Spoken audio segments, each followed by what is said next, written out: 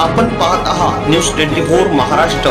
वाचलेली गोष्ट किती टक्के लक्षात राहते, एखादी ऐकलेली गोष्ट किती टक्के लक्षात राहते, एखादी गोष्ट डोळ्यानं पाहिल्या आणि वाचली तर किती टक्के लक्षात राहते, याच्यावर संशोधन केले आणि संशोधन केल्यानंतर मानसशास्त्रीय संशोधनामधला निष्कर्ष असे निघाले की एखादी गोष्ट जेव्हा आपण ती ऐकतो तेव्हा ती 7% पर्यंत आपल्या डोक्यामध्ये राहते।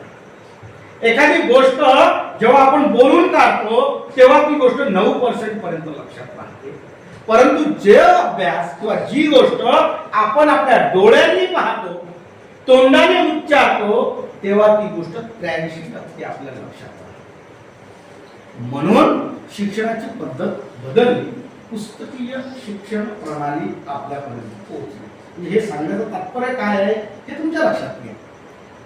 म्हणून जर एखाद्या ठिकाणी युद्ध होत असेल किंवा एखाद्या ठिकाणी बॉम्बस्फोट अचानक झाला तर आपण हे संकट मानतो, हे सांगून आलेलं असते का? नाही।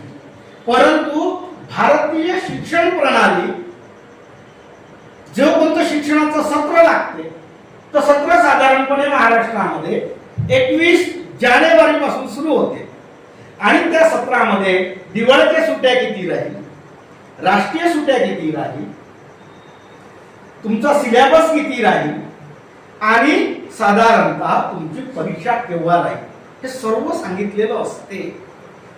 मग या शिक्षण प्रणालीनं जर आपल्याला सर्व सांगितलेलं आहे की शैक्षणिक सत्र 2025 ते 2026 मध्ये शैक्षणिक सत्र 21 तारखेपासून सुरू झालं, याचा अर्थ या शैक्षणिक क्षेत्राच्या शेवटच्या टप्प्यामध्ये तुमची परीक्षा राहणार आहे।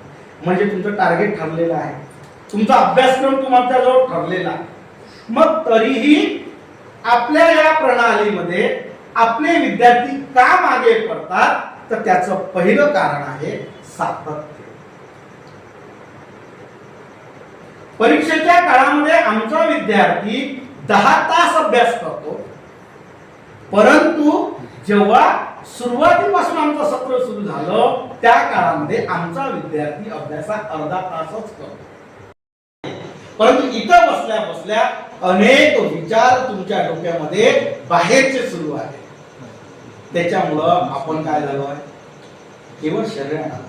म्हणून आपल्याला सातत्य, वाचन आणि तन, मन आणि मेंदू, मन, मनगट आणि मेंदू या तीनही गोष्टी क्रियाशील कराव्या लागतील। नंतरचा मुद्दा येतो धैर्य। धैर्य कशासाठी विद्यार्थी दशेमध्ये लागतं तर तुम्ही परीक्षेला सुरुवात केली, तुम्ही पहिलीच एक्झाम दिली, पहिल्याच परीक्षेमध्ये 100 पैकी तुम्हाला 20 मार्क भेटले आणि 20 मार्क भेटले की तुमचं मनोबल जे आहे ते खच्चीकरण होतं। अरे तुम्ही सुरुवातच आता केली, 20 मार्क जर भेटले याचा अर्थ तुम्ही 20% पर्यंत पोहोचलेले आहात। म्हणजे आता राहिले किती टक्के? 80%।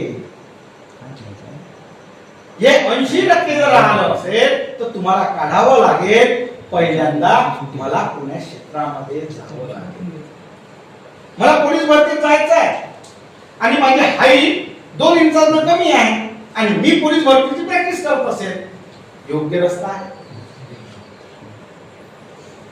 आमचा 20 जणांचा म्हणजे मित्रांचा ग्रुप होता, आम्ही म्हणाला सांगतो